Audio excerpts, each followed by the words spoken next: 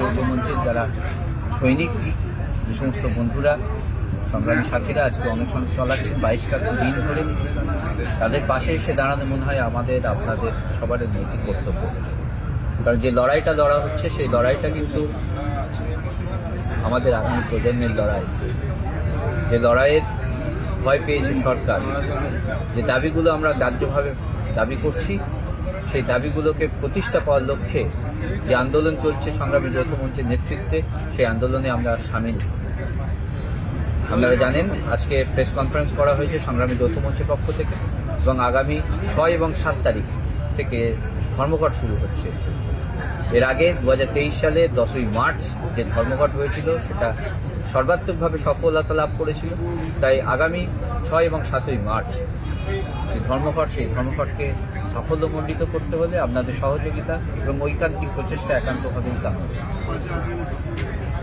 আমরা এক বিশেষ মাহেন্দ্রক্ষণে উপস্থিত হচ্ছি, একটা বিশেষ সময়ের সন্ধিক্ষণে, যে সময়ে আমরা প্রত্যক্ষ করছি যারা বদলা নয় বদল চাই বলে এসেছিল সরকারে, তারা সন্দেশখালি দেখাচ্ছে আমাদের সামনে। যে সন্দেশখালি বর্বরতা, যে অত্যাচার সাধারণ মহিলাদের উপর নেমে এসেছে, তার প্রতিচ্ছবি আমরা সারা পশ্চিমবঙ্গ আজকে দেখলাম বিভিন্ন চ্যানেলের মাধ্যমে। আপনারা কোনটা চান? বাংলা শিক্ষা সংস্কৃতি, বাংলার কৃষ্টি, এটাই না? বাংলার সৃষ্টি, বাংলার সমস্ত শিক্ষা সংস্কৃতিগুলোকে যারা বিসর্জন দিতে চলেছে তাদের বিরুদ্ধে গর্জে উঠতে হবে, প্রতিবাদ করতে হবে, আন্দোলনে নামতে হবে। এই ধরনের বর্বরচিত অত্যাচারের বিরুদ্ধে এবং অনৈতিক যে ধারা বিবরণী চলছে তার তীব্র ধিক্কার এবং প্রতিবাদ জানায় সংগ্রামী যৌথ মঞ্চ। আগামী দিনে এই আন্দোলনকে এগিয়ে নিয়ে যেতে আপনাদের পাশে থাকা প্রয়োজন। নিজের বিবেককে প্রশ্ন করুন যে বাঙালি একসময় স্বাধীনতা আন্দোলনের থেকে শুরু করে বিভিন্ন সময় বিভিন্নভাবে সারা দেশের কাছে মুখ উজ্জ্বল করেছিল। সেই বাঙালিদের ঐতিহ্য আজকে কোন জায়গায় নেমে এসেছে। 500 টাকা লক্ষ্মীর ভাণ্ডার 5000 টাকা হোক, তাতে আমাদের কোনো আপত্তি নেই। যেটা বাজেটে শুনলাম 500 টাকা লক্ষ্মীর ভাণ্ডার 1000 টাকা হয়েছে, কিন্তু এই 1000 টাকার বিনিময়ে সন্দেশখালী মহিলা হতে কেউ চান না নিশ্চয়ই।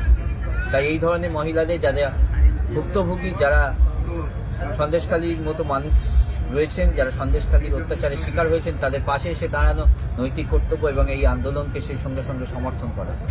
কারণ সংগ্রামী যৌথ মঞ্চ আগামী দিনে বিভিন্ন অন্যায়ের প্রতিবাদে নেমে আসবে, এটাই কিন্তু শেষ কথা নয়। মাননীয়াকে বুঝিয়ে দিতে হবে, হাড়ে হাড়ে টের পায়ে দিতে হবে সামনের লোকসভা ইলেকশন। আমাদের দাবিগুলো যদি বাস্তবে রূপ না পায়, তাহলে কঠোর থেকে কঠোরতম ভূমিকা সংগ্রামী যৌথ মঞ্চ নেবে এবং নিতে চলেছে। আমাদের যে সংগ্রামী সাথীগুলো 22 দিন ধরে অনশন রয়েছে, তাদের যদি কোথাও কোনো রকম শারীরিক সমস্যার সম্মুখীন হন, তাহলে এই লড়াইয়ের শেষ কিন্তু আপনাকে করতে হবে না। এই মঞ্চ থেকে আপনাদের হুঁশিয়ারি দিচ্ছি, আমাদের যে ন্যায্য দাবিগুলো রয়েছে সেই দাবি